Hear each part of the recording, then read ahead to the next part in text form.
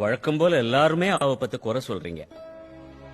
உங்க அப்பா நேர்மையா சம்பாதிச்சாலும் சரி, அடுத்தவ பொழப்ப கெடுத்து சம்பாதிச்சாலும் சரி, லஞ்சம் வாங்கி சம்பாதிச்சாலும், ஏன் பிச்சை எடுத்து சம்பாதிச்சாலும், அவர் இருக்கிறதுனாலதான் நீங்க எல்லாம் கவலை இல்லாம இருக்கீங்க.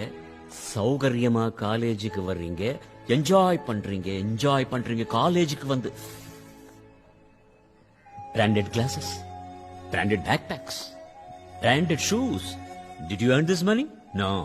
உங்க அப்பா சம்பாதிச்ச பணம் அதான் நீங்க செலவு பண்றீங்க. நீங்க எல்லாம் நல்லா இருக்கணும், ஒழுங்கா இருக்கணும்ன்றதுக்காக கண்டிப்பா இருக்கிறதுனால வக்கணையா அப்பா பத்தி குறை சொல்றீங்க, கிரிட்டிசைஸ் பண்றீங்க. What a shame.